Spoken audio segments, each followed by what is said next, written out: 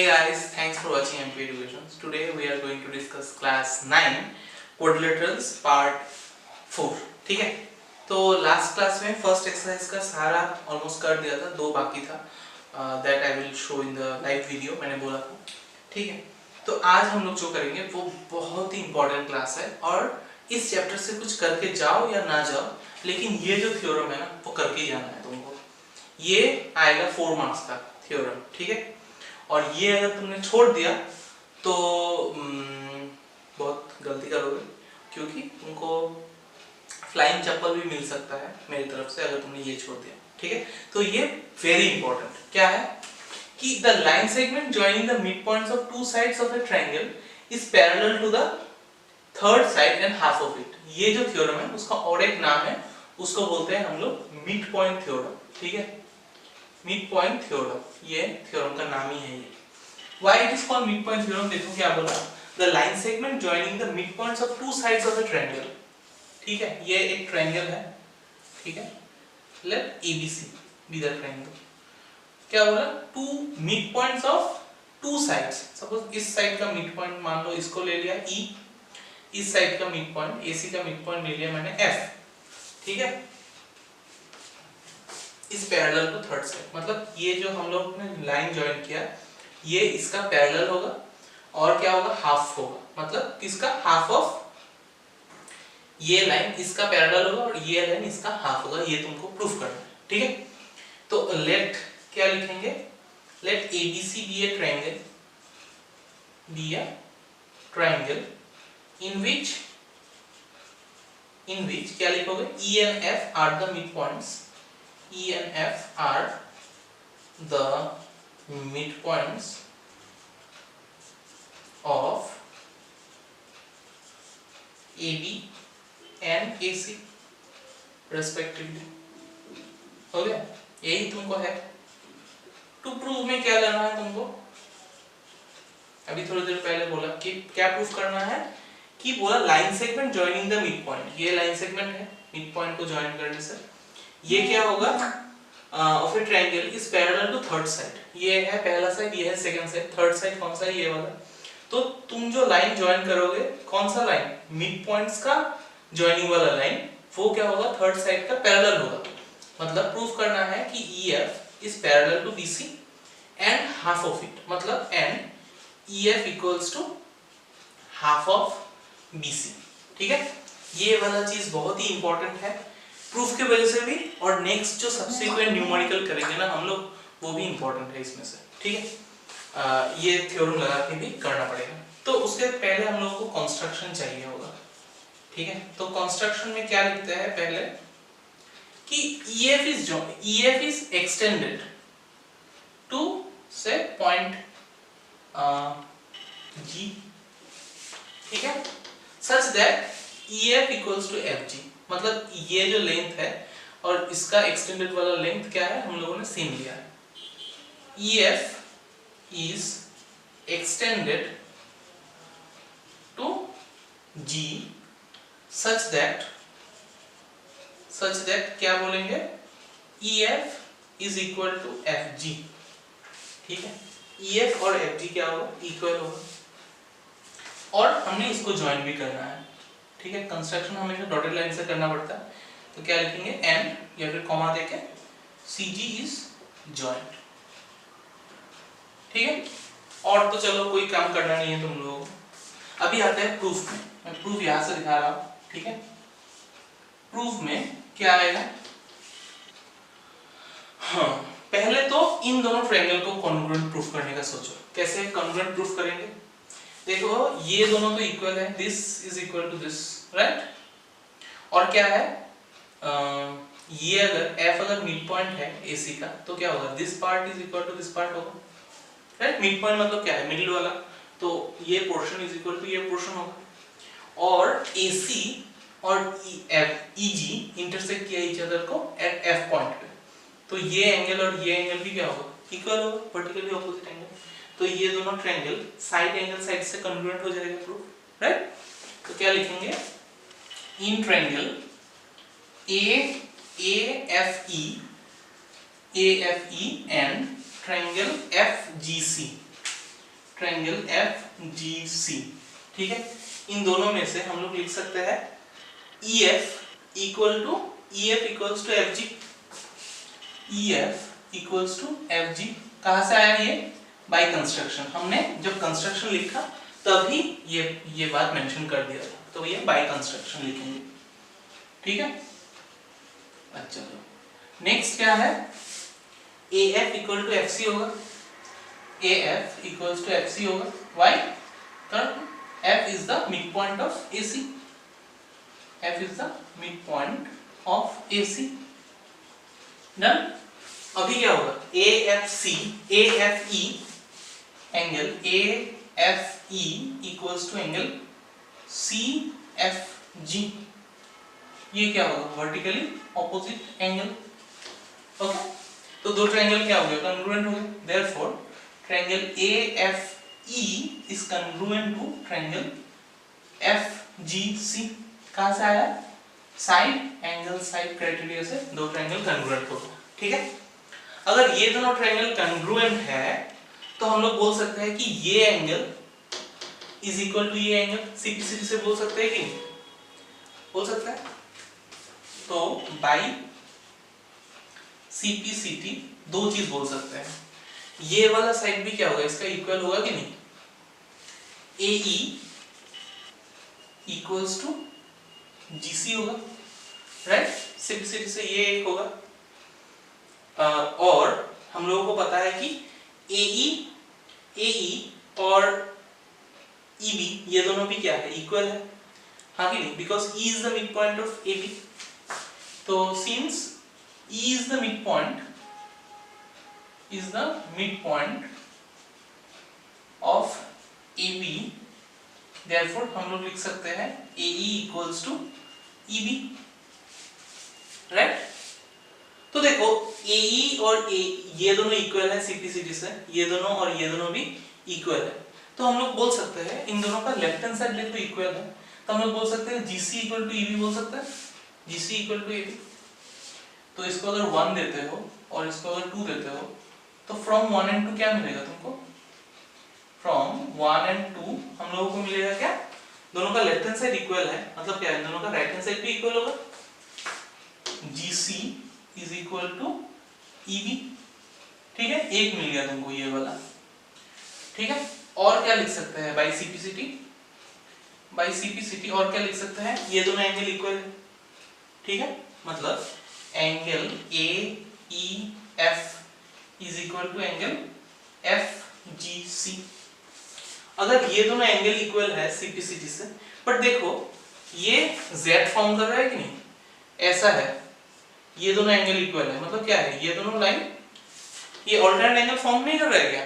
Of course this forming an alternate angle. इसको अगर extend करोगे, इसको अगर एक्सटेंड करोगे, यू विल फाइंड कि ये ऑल्टरनेट एंगल है। तो ये क्या होगा? But they are alternate interior angle. अगर ऑल्टरनेट इंटीरियर एंगल इक्वल है तो लाइंस क्या होगा? पैरेलल होगा कि नहीं? Of course. सो देयरफॉर लिख सकते हैं AE parallel to GC। AE parallel to GC। ठीक है, तो AE अगर पैरेलल टू GC है तो AE मतलब क्या है? AB भी पैरेलल टू GC है, तो therefore AB is also parallel to GC, right? अगर देखो AB भी GC के साथ पैरेलल हो गया तो हम लोग बोल सकते हैं EB is parallel to GC, therefore EB is parallel to GC। ठीक है, तो देखो यहाँ पे हमने क्या बोला था? इसको इक्वेशन 3 और अगर इसको इक्वेशन 4 देंगे, क्या बोला था कि GC और EB ये दोनों साइड इक्वल तो प्रूफ कर लिया हमने, ये दोनों साइड को पैरेलल भी प्रूफ कर लिया। तो हम लोगों ने लास्ट क्लास में एक थ्योरम मिला था कि कोई भी क्वाड्रिलेटरल का अगर एक भी ऑपोजिट साइड पैरेलल और इक्वल तुमने प्रूफ कर दिया, then it is a parallelogram. तो देखो फ्रॉम 3 and 4 क्या मिलेगा? फ्रॉम 3 and 4 ये दोनों साइड इक्वल भी है, ये दोनों साइड पैरेलल भी है। मतलब क्या है? ये जो पूरा देख रहे हो EBCG, ये क्या है? एक पैरेललोग्राम है।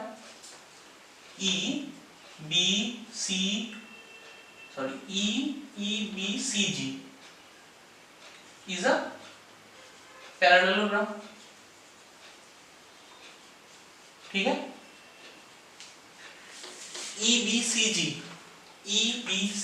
Is a parallelogram. अगर ये एक पैरेललोग्राम है, पैरेललोग्राम प्रूफ कर लिया हमने। अभी क्या करना पड़ेगा, देखो मैं ये पार्ट को रब करूंगा तो ठीक है, ये प्रूफ से ये पहले लिख लेना, ठीक है। अभी जो मैंने बोला ये मैं रब कर देता हूँ, ठीक है, because I don't have space there. तो ये था हम लोगों का बी। तो हमने क्या प्रूफ किया इतना देर लगा के कि ये एक पैरेललोग्राम है। तो अगर ये पैरेललोग्राम है तो ये और ये भी क्या होगा, पैरेलल होगा। तो therefore EG is parallel to BC and EG is equal to BC, होगा कि नहीं। हम लोगों ने ये पार्ट पैरेलल और इक्वल प्रूफ किया और इसको पैरेललोग्राम बोला। तो पैरेललोग्राम का ऑपोजिट साइड इक्वल भी होता है, पैरेलल भी होता है। तो एक को हमने दिखाया, ये दोनों को एक्सक्यूज मी, इसको दिखाया मैंने, तो ये दोनों भी क्या होगा, पैरेलल और इक्वल होगा, तो वही दिखाया। तो यहां से हम लोगों ने EG अगर पैरेलल है मतलब क्या है, EF भी पैरेलल होगा, एक part EF is parallel to BC, right. और EG के जगह हम लोग क्या लिख सकते हैं, EG के जगह EF plus FG, EF plus FG equal to BC। अभी देखो EF और FG क्या है, इक्वली है। हमने कहा लिया था EF इक्वल टू, कंस्ट्रक्शन में लिया था, लेकिन हमको EF की जगह EF ही रखो और FG के जगह हम लोग EF लिख सकते हैं, EF इक्वल टू BC। तो 2EF इक्वल्स टू क्या था, BC। तो EF इक्वल्स टू क्या होगा, हाफ ऑफ BC। तो प्रूव हुआ कि नहीं। पहले हम लोगों ने इसको पैरेलल प्रूफ किया कि EF is parallel to BC। Second वाला क्या किया, EF is equal to half of BC, ठीक है, समझ में आया। बहुत ही अभी देखो थ्योरम 8.10 जो है उसका प्रूफ तुमको नहीं चाहिए बट जानना है, क्योंकि कभी-कभी जो नेक्स्ट क्वेश्चन करेंगे उसका एप्लीकेशंस है, ठीक है। क्या बोला देखो, the line drawn through the mid point of one side of a triangle, ठीक है। ये एक ट्रायंगल है, इसको लिख के तुम बना के रखो जो मैंने बना रखा है।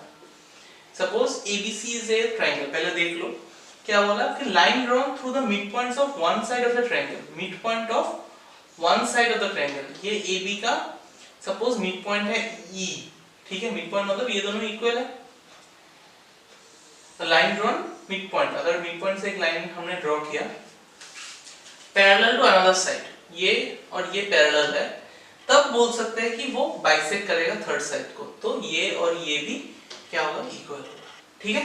बेसिकली जो मिड पॉइंट थ्योरम है उसमें क्या था कि दोनों ही मिड पॉइंट था, तब क्या होगा, ये इसका पैरेलल होगा और ये इसका हाफ होगा। यहाँ पे क्या बोला कि गिवन क्या क्या है इसमें कि E is the midpoint of AB, मतलब AE equals to EB है, ठीक है। और क्या पता है कि EF parallel to BC है, ठीक है। देन कंक्लूजन क्या है, थ्योरम क्या बोलता है कि अगर ये दोनों इक्वल है और ये अगर इसका पैरेलल है तो ये जो लाइन और एक साइड को जो कट करेगा वो भी क्या करेगा, इक्वली हिस्सों में बांटेगा, मतलब AF equals to FC होगा, ठीक है। AF equals to FC, this is our conclusion, ठीक है। समझ में आया, बहुत ही सिंपल सा है। अभी आते हैं हम लोग एग्जांपल पे, एग्जांपल 7, ठीक है। देखो ये बहुत ही सिंपल सा थ्योरम है। थ्योरम वैसे एक्चुअली तुम करने जाओ तो बहुत लंबा हो जाएगा, लेकिन हम लोगों ने जो मिड पॉइंट थ्योरम किया उसको अप्लाई करने से वो छोटा हो जाएगा, ठीक है। तो देखो क्या बोला, ABC in triangle ABC DEF are mid points of AB BC and CA, ठीक है। एक ट्रायंगल है, दिस इज अ ट्रायंगल, ठीक है। ये है ABC। बोला कि DEF are respectively the mid points, DE और F, ये मान लो D है, ये E है, ये F है, ठीक है। ओ सॉरी, इसको E दिया है और इसको F दिया है, ठीक है। तो मिड पॉइंट बोल दिया, तो इसको अगर जो ज्वाइन करोगे तुमने, ठीक है, ये ज्वाइन किया है तुमने, show that ABC is divided into 4 congruent triangles by joining DEF। DEF को ज्वाइन करने के बाद उसने बोला देखो यहाँ पे कितना ट्रायंगल्स फॉर्म हो रहा है, 4, 1 2 3 4, चारों को ही कॉन्ग्रुएंट प्रूफ करने बोला, ठीक है। तो पहले तो गिवन पार्ट में लिख लोगे कि लेट नहीं, गिवन तो है ही, जो in figure in triangle ABC से लेके टिल सीए तक लिख दो, ठीक है। टू प्रूव में क्या लिखेंगे, टू प्रूव में क्या लिखेंगे, देखो क्या बोला, prove that show that ABC is divided into 4 congruent triangles. तो चारों को ही कॉन्ग्रुएंट प्रूफ करना है, मतलब ट्रायंगल ए डी सी, ये वाला A D F is congruent to B D E, वही क्या होगा, congruent to B E F होगा, ठीक है। और वो भी क्या होगा, सब भी कॉन्ग्रुएंट टू ये भी होगा, ई ट्रायंगल ई एफ सी, ठीक है। चारों कॉन्ग्रुएंट को ही तुम चारों ट्रायंगल को ही कॉन्ग्रुएंट प्रूफ करना है। तो प्रूफ में देखो एकदम सिंपल है, मिड पॉइंट थ्योरम को कैसे लगाएंगे देखो अभी। तो ये क्या है, इसका मिड पॉइंट है और ये इसका मिड पॉइंट है, ठीक है। तो क्या होगा, this is, sorry for the interruption. अभी देखो हम लोगों को पता है कि डी ई और एफ क्या है, तीनों ही मिड पॉइंट है। सो सिंस, पहले एक ले लेते हैं कि since D and F R the mid points of क्या क्या है, डी इसका है, ए बी का एंड ए सी रेस्पेक्टिवली, ठीक है। दोनों का ही मिड पॉइंट है डी और एफ। तो हम लोग बोल सकते हैं बाय मिड पॉइंट थ्योरम, ये लिखना होगा तुमको, ठीक है। बाय मिड पॉइंट थ्योरम, ऐसे मत लिखो थ्योरम 8.9, पूरा लिखो। बाय मिड पॉइंट थ्योरम क्या बोल सकते हैं कि DF is parallel to BC, DF is parallel to BC, ठीक है।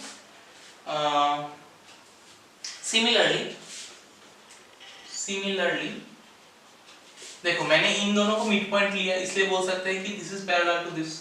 अगर मैंने इन दोनों को पैरेलल लिया, मतलब मिड पॉइंट लिया होता, तो क्या होगा, this is parallel to this, मतलब DE is parallel to AC, DE और AC पैरेलल है। और मैंने अगर इन दोनों को लिया होता तो दिस इज पैरेलल टू ये पूरा, मतलब EF is parallel to AB and EF is parallel to AB, right. तो देखो यहां से ये इसका पैरेलल है और ये इसका पैरेलल है, राइट। तुम पहले सोचो, ये एक थोड़ा दिमाग लगाओ, ये वाला जो पार्ट है DFEB, इसमें क्या बोला कि ये और ये पूरा पैरेलल है, मतलब ये और ये टुकड़ा भी पैरेलल ही होगा। और DF is parallel to BC है, मतलब DF is parallel to BE भी होगा, ये और इसका पैरेलल भी होगा। तो अगर कोई क्वाड्रिलेटरल का ऑपोजिट साइड पैरेलल होता है तो उसको हम लोग क्या बोलते हैं, पैरेललोग्राम बोलते हैं। सो ये क्या होगा, एक पैरेललोग्राम है, therefore BDEF is a parallelogram, हाँ कि नहीं, ये एक पैरेललोग्राम है। तो सिमिलरली हम लोगों को पता है कि, अच्छा तो फिर ये भी एक पैरेललोग्राम है, DFCE, ये और ये पैरेलल, ये और ये पैरेलल। सो देयरफॉर क्या लिख सकते हैं, DFCE और क्या है, ये वाला भी और एक पैरेललोग्राम होगा, ये वाला ADEF, ये भी एक पैरेललोग्राम होगा, ADEF इज अ पैरेललोग्राम, ठीक है ना। एक को पैरेललोग्राम जैसे दिखाया, बाकियों को बोल सकते हैं ये भी पैरेललोग्राम होगा, ये भी पैरेललोग्राम होगा। तो यहाँ पे 3 पैरेललोग्राम तुमको मिल रहा है। तो हम लोगों को पता है कि diagonals of a parallelogram divides it into 2 congruent triangle. तो यहाँ पे लिख लेना कि we know diagonals of a parallelogram divides it into 2 congruent triangles, ठीक है। ये तो हम लोगों ने फर्स्ट चैप्टर में किया था शायद, या फिर पैरेलल सेकंड चैप्टर में किया था शायद, जो भी हो। तो अगर कॉन्ग्रुएंट होता है तो ये डायगोनल है, तो ये पैरेललोग्राम के लिए ये दोनों क्या होगा, कॉन्ग्रुएंट हो गया ना। तो therefore triangle BDE is congruent to triangle DEF होगा, ठीक है। ये दोनों को कॉन्ग्रुएंट प्रूफ कर लिया। अभी ये अगर पैरेललोग्राम देखते हो तो ये भी डायगोनल है, मतलब this is also convert to this, therefore triangle DEF is congruent to triangle EFC। ठीक है, और ये अगर पैरेललोग्राम लेते हो तो इनमें से ये दोनों भी क्या होगा, कन्ग्रुएंट होगा। And triangle ADF is congruent to triangle BF। तो देखो ये ट्रायंगल इसका भी कन्ग्रुएंट है, ये ट्रायंगल इसका भी कन्ग्रुएंट है, ये ट्रायंगल इसका भी कन्ग्रुएंट है, मतलब क्या है, चारों कन्ग्रुएंट होगा। ठीक है, तो देयरफॉर देके ये लिख दो और हेंस प्रूव्ड। ठीक है, समझ में आया था? Now coming two example 8। ठीक है, एग्जांपल 8 तो बहुत ही इजी है। देखो क्या होगा, L, M and N are three parallel lines intersected by a transversal P and Q। ठीक है, तीन पैरेलल लाइन है L, M और N। ठीक है, ये तीन क्या है, पैरेलल लाइंस। ठीक है, three parallel lines intersected by a transversal P and Q। Two transversals, यहाँ पे एक है P, ठीक है, यहाँ पे और एक है Q, P and Q। अच्छा, such that L, M, N cut off equal intersect AB and BC, such that ये है A, B, C, ये इक्वल इंटरसेक्ट में काटा, मतलब ये part is equal to this part, it is given to you. ठीक है, you need to prove, show that the LMN also cut off equal intersect and D and EF। so अगर ये D है, ये E है और ये F है, गिवन है कि ये दोनों इक्वल है, तुमको प्रूफ करना है कि ये दोनों भी इक्वल है, ये तुमको प्रूफ करना है। ठीक है, तो पहले जो लिखोगे गिवन में, तो वो तो बुक से ही लिखोगे। क्या लिखोगे, L, M, N are three parallel lines, एकदम show that से पहले जो है on P तक लिख लो। ठीक है, अच्छा, टू प्रूफ क्या करना है, टू प्रूफ क्या करना है कि DE is equal to EF, ये तुमको प्रूफ करना है कि ये दोनों इक्वल है, राइट। अभी प्रूफ में, प्रूफ के पहले कंस्ट्रक्शन, हाँ कंस्ट्रक्शन चाहिए यहाँ पे, प्रूफ के पहले कंस्ट्रक्शन आएगा।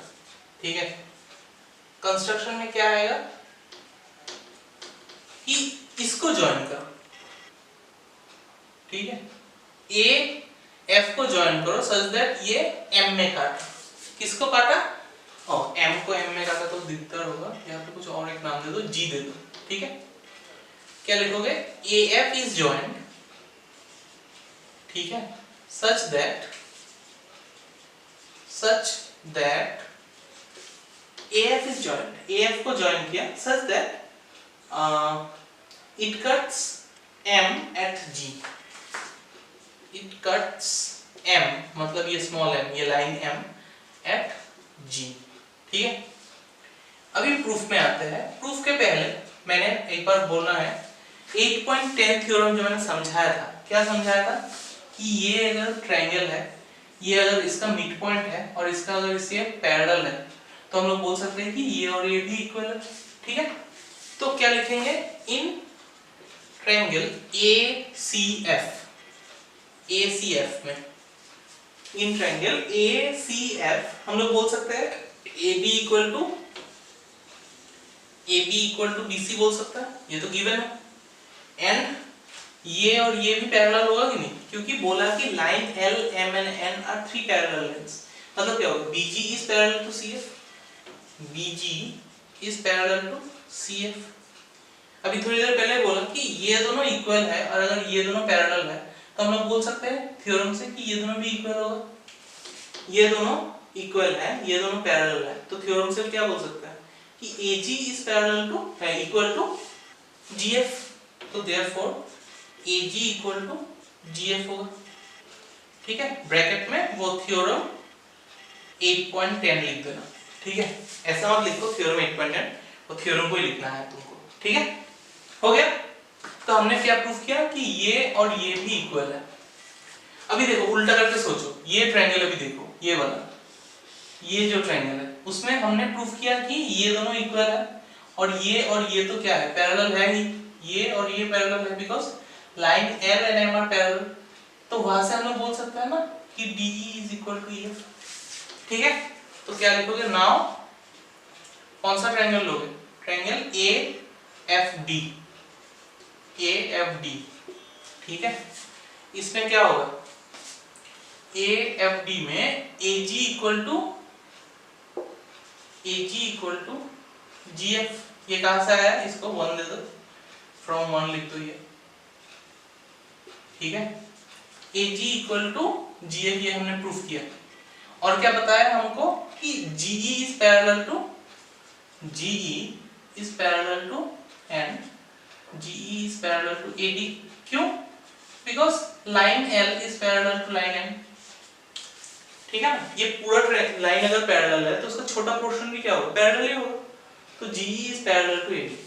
तो देयरफॉर हम लोग बोल सकते हैं कि DE इक्वल्स टू EF। ठीक है, वो भी कहां से आएगा, थ्योरम 8.10 से जाएगा, यहाँ पे लिख देना और। ठीक है, तो ये हो गया हेंस प्रूव्ड। समझ में आया, पहले इस ट्रायंगल में से ये दोनों इक्वल है, ये पैरेलल है, तो ये दोनों इक्वल लिखाया। फिर ये ट्रायंगल में ये दोनों इक्वल है, ये दोनों पैरेलल है, तो वहां से D और ये पैरेलल हो। ठीक है, अगर 8.10 समझा है तो ये बहुत ही सिंपल सा है। Okay, clear this much. Okay, अभी देखो एक्सरसाइज में आएंगे। एक्सरसाइज 8.2 का मैं करके नहीं दूंगा, पहले समझा देता हूँ, फिर खुद से ट्राई करो। ठीक है, नंबर 1 क्वेश्चन क्या है, देखो बोला ABCD is a quadrilateral in which PQRS are the midpoints of side AB, BC, CD and DA। ठीक है, तो ये एक क्वाड्रिलेटरल है, ऑलरेडी गिवन बना हुआ तुम्हारे पास। ठीक है, ऐसे मेरे को देखने में अच्छा नहीं हुआ ये। ठीक है, दिस इज द क्वाड्रिलेटरल, क्या नाम दिया, ABCD। ठीक है, ABCD, और हम लोगों को बोल दिया कि इसका मिड पॉइंट है S, इसका मिड पॉइंट है R, इसका मिड पॉइंट है Q और इसका मिड पॉइंट है P। PQRS 4 ये मिड पॉइंट है। ठीक है, उसको ज्वाइन किया, तो और क्या ज्वाइन किया, AC को भी ज्वाइन किया, डायगोनल AC इज जॉइंट। ठीक है, तो तुमको प्रूफ करना है कि SR is parallel to AC and SR equals to half of AC। देखो ये तो मिड पॉइंट थ्योरम से अभी थोड़ी देर पहले किया था, इसको अगर नहीं मतलब ना मानो तो ये क्या है, ये ट्रायंगल है DAC, एक ट्रायंगल है जिसमें S and R are the midpoints and this is, if this is the midpoint, तो by midpoint थ्योरम हम लोग क्या बोल सकते हैं, SR is parallel to AC and SR equals to half of AC। ये तो डायरेक्ट प्रूव हो जाएगा पहला थ्योरम से। ठीक है, सिमिलरली अगर ऊपर वाला पार्ट छोड़ दो तो नीचे वाला क्या होगा, P is the midpoint of AB and Q is the midpoint of BC। तो by midpoint theorem this is parallel to this and this is equals to half of this, right? तो पहले तुमने प्रूव किया कि SR equals to SR is parallel to AC, और second time तुमने और prove किया गया SR equals to half of AC midpoint theorem से। नीचे वाले पार्ट में भी अगर midpoint theorem लगाते हो तो प्रूफ को होगा कि PQ is parallel to AC and PQ equals to half of AC। तो इसको इक्वेशन 1 और इसको इक्वेशन 2 देने से बोल सकते हो ना कि दोनों ही एक ही लाइन का पैरेलल है, मतलब ये दोनों आपस में भी पैरेलल है, मतलब SR is parallel to PQ और इन दोनों का राइट हैंड साइड भी हाफ AC है, मतलब बोल सकते हो SR is equal to PQ, right. तो देखो सेकेंड वाला प्रूफ हो गया SR is equal to PQ, और फिर तुमको प्रूफ करने दिया कि ये पैरेललोग्राम है, ये अंदर वाला, तो यहाँ से आ जाएगा ना, हम लोगों ने किया था लास्ट चैप्टर में या फिर लास्ट क्लास में कि कोई भी क्वाड्रिलेटरल का अगर ऑपोजिट साइड इक्वल होता है और वो पैरेलल भी अगर होता है तो therefore it is a parallelogram. ठीक है, तो क्वेश्चन नंबर 1 कर पाओगे घर पे, तो 1 इज योर होमवर्क। ठीक है, 1 घर पे करना। क्वेश्चन नंबर जो 3 है, 2 नहीं चाहिए, अच्छा 3 नहीं 4 जो है, अभी थोड़ी देर पहले जो एग्जांपल 8 किया हमने, ठीक वैसा ही डायग्राम है, वैसा ही है। ठीक है, पहले ये ट्रेपेजियम दे दिया है तुमको, ये पैरेलल बोल दिया है किसी एक के साथ, और ये अगर पैरेलल है और ये अगर इसके साथ पैरेलल है तो क्या है, आपस में ये तीनों पैरेलल है। हम लोगों ने किया था एक थ्योरम कि if a line is parallel to both the line then the three lines are parallel to each other, right? तो और इसको अगर ज्वाइन किया, ये दोनों इक्वल है, ये दोनों पैरेलल है, तो थ्योरम 8.10 से मिलेगा क्या, ये और ये इक्वल होगा। फिर ये ट्रायंगल को लिया, ये दोनों इक्वल है, ये दोनों पैरेलल है, तो वहां से और ये इक्वल प्रूफ करना है। ठीक है, तो सिमिलरली जो हमने एग्जांपल 8 में किया वही डिट्टो क्वेश्चन नंबर 4 है। ठीक है, तो क्वेश्चन नंबर 4 भी तुम्हारा होमवर्क है। और क्वेश्चन नंबर 5 ये मैं नहीं बोलूंगा, 5 खुद से एक बार ट्राई करना, दैट इज योर होमवर्क। ठीक है, ये 3 होमवर्क खुद से ट्राई करना घर पे। और नेक्स्ट क्लास में, नेक्स्ट आज क्या है, ये अपलोड करूंगा मैं ट्यूसडे, आज क्या है, थर्सडे है, तो आज तो ये अपलोड हो ही जाएगा। और सैटरडे को फिजिक्स का मैं अपलोड कर दूंगा। संडे को शायद, संडे को मैं क्या कराऊंगा, संडे को शायद कुछ मैथ्स का डाउट होने से वो दिखाऊंगा। और मंडे और ट्यूसडे ये दोनों दिन मैं तुमको मेरे घर पे बुलाऊंगा। ठीक है, बैच वाइज 5-5 करके। तो उसमें मैं क्या करूंगा, जो इनकम्प्लीट, अगर इसमें से कुछ नहीं कर पाए तो दिखा दूंगा वो वाला, और जो लेफ्ट ओवर है बाकी जो है वो थोड़ा डिफिकल्ट है, वो मुझे सामने ही बोलना पड़ेगा तुमको। ठीक है, सो मंडे हाफ बैच आएगा सुबह और शाम मिला के, ट्यूसडे भी हाफ बैच आएगा। ठीक है, मंडे या इवनिंग को मैं बोल दूंगा। ठीक है, तो वैसे करके ये पार्ट हम लोग कंप्लीट कर लेंगे, मतलब बाय नेक्स्ट वीक का पहला दिन मंडे या फिर ट्यूसडे हम लोग ये चैप्टर कंप्लीट कर लेंगे। ठीक है, ओके। सो आज के लिए मैं इतना ही रखता हूँ, वीडियो ज़्यादा लंबा नहीं हुआ, छोटा ही हुआ है। So if you like this video give big fat Thums up, subscribe नहीं किया है तो कर लेना क्योंकि ये मुफ्त है। और मिलते हैं नेक्स्ट वीडियो में। अच्छा, और एक बात, अगर मंडे और ट्यूसडे आ रहे हो, किसी भी इस चैप्टर में से कोई भी प्रॉब्लम्स है, कोई भी डाउट्स है, वो लेके आओ, that I will cover. Okay, I will show you in the live class itself, मेरे घर पे ही।